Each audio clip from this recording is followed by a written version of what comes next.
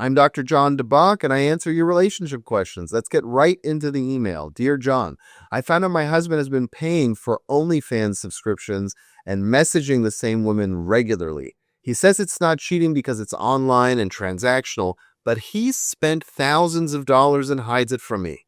I feel betrayed, but he says I'm overreacting. Where do you draw the line? Kelly in Miami, Florida. Kelly, I'm going to start by cutting through the bull crap here because you're getting pulled into the wrong argument. This is not a debate about whether OnlyFans technically counts as cheating. That's a distraction. And it's one he's using to avoid accountability, because when someone says it's not cheating, what they're really saying is, I want to define this in a way that lets me off the hook. But betrayal in a marriage is not defined by a technicality. It's defined by secrecy, by broken trust, and by displaced intimacy. And by that standard, what you're describing has already crossed the line. Now, let's slow this down a little bit here so you understand exactly why this hits as hard as it does, just in case it's not super clear already.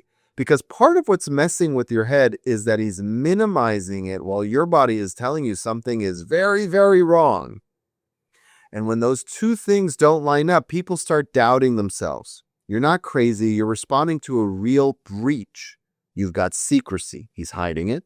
You've got repeated contact with the same woman, not random, not occasional, the same person, which creates familiarity, possibly a connection. And you've got thousands of dollars being spent behind your back, which is not just a sexual issue, it's a financial betrayal.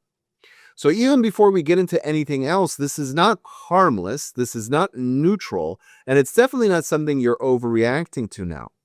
Now let's talk about the part that people don't say out loud enough, because this is where the real damage shows up over time.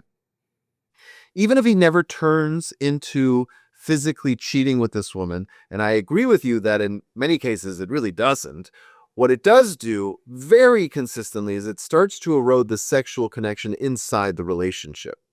Because sexual energy is not infinite. Attention is not infinite. Desire is not infinite. And when a man is consistently directing that energy towards a specific person, even if it's online, even if it's transactional, that energy is being pulled out of the relationship and redirected somewhere else. And that matters a lot. OnlyFans is not the same as passive porn.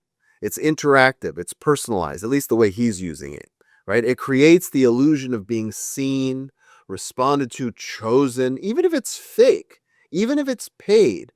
The brain doesn't fully distinguish that. So what you end up with is a pseudo relationship where he's getting novelty, he's getting attention, and he's getting sexual stimulation from someone else. And then coming home with less desire, less curiosity, less drive to engage with you. And that shift can be subtle at first. Maybe he initiates less, maybe he's less present, maybe he seems checked out. But over time, boy, does that add up. And what you're left with is a relationship where you are technically the partner, but you're not the focus of his sexual energy. And that's a really painful place to live, because it doesn't show up as a single moment of betrayal. It shows up as ongoing rejection. And that could be just as damaging, if not more, because it slowly chips away at how desired, how wanted, how chosen you feel. Now let's come back to him for a second, because his framing on this matters. When he says it's not cheating and that you're overreacting, what he's doing is minimizing both the behavior and the impact. And that's a problem for me. Because if he can't acknowledge the impact, then he's not going to change the behavior. And if he doesn't change the behavior, nothing about this gets better. So the conversation you need to have is not, is this cheating or not? That's it's really kind of irrelevant. The conversation is, this is betrayal of trust. This is hidden. This is ongoing. This involves real money. And this is affecting how I feel in the relationship. Who cares if it's cheating or not? It's affecting us. And you say that without getting dragged into his definitions, because the moment you start arguing definitions, you lose. You lose the bigger picture. Now, here's where I'm going to push. I'm going to push on this a little bit here. Not to invalidate you, but to help you stay grounded and effective. You don't You don't want to respond to this from a place of pure emotion, even though the emotion is justified. Because if you come in attacking, shaming, trying to control him, he's going to get defensive, guaranteed. He's going to shut down or he's going to double down. And then you're stuck in a power struggle instead of actually addressing the issue. What you want instead is clarity, boundaries, and those are very different from control and clarity. Oh, excuse me, it is different from control, right? Clarity is what you want. Clarity sounds like this. This behavior doesn't work for me in a marriage. Boundaries sound like I'm not willing to be in a relationship where this is happening. Notice the difference. You're not telling him what he's allowed to do just like you're his parent. You're telling him what you will and will not stay for. And that's where your power actually is. Now let's talk about what needs to change if this relationship is going to heal. Because this is not something that gets fixed by him just saying, fine, I'll stop. That doesn't do it. You need transparency, you need honesty, and you need consistency. That means no more hiding, no more secret spending, no more private messaging with other women. And yes, for a period of time, that may mean increased openness with his phone, with his accounts, with his behavior. Not as a permanent state of surveillance, that's not a good look for anybody, but as a way to rebuild trust that has been broken. And here's the part that matters just as much. He needs to understand why this affected you the way it did, not just intellectually, but emotionally. Because if he sees this as you're being dramatic, he's not going to take it seriously. But if he understands that this made you feel replaced, disrespected, disconnected, then there's a chance for him to show up differently. Now, I also want to say something that might be uncomfortable, but it's important for you to hear.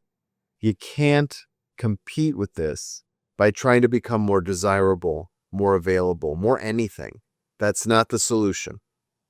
Because this isn't about you being insufficient. It's about him outsourcing parts of himself that should be invested in the relationship. And if you turn this into, I need to be better, so he chooses me, you are going to lose yourself in the process. And it still won't fix the underlying issue. You cannot compete with what is out there as a single person. It won't happen. So your focus is not on outperforming the fantasy. You will lose. Your focus is on whether he's willing to step back into the relationship in a way that's honest, that's present, and respectful. And here's the hard truth. I'm going to just say it like it is. I'm not going to soften this. If he continues to minimize this, if he refuses to stop, if he keeps hiding things or turns this into a debate about whether you're allowed to feel hurt, then you're not dealing with a gray area. You're dealing with someone who's prioritizing his behavior over the health of the relationship. And that's where you have to take a serious look at what you're willing to tolerate, because staying in that dynamic will erode your sense of security and self-respect. That's not something you want to trade away. So where do you draw the line? You draw it at secrecy. That's the truth. You draw it at a repeated personal interaction with another woman. You draw it at financial betrayal. And you draw it at anything that pulls intimacy out of your relationship and redirects it somewhere else. And you hold that line not by arguing with him, but by being very clear about what kind of relationship you're willing to be in. And then watching what he does with that information, because his response will tell you everything you need to know about whether this is something that can be repaired or something that will continue to break trust over time. If you have a question you want me to answer, there are directions in the description below on how to submit it for my team and me to consider it for the show. And don't forget to like and subscribe.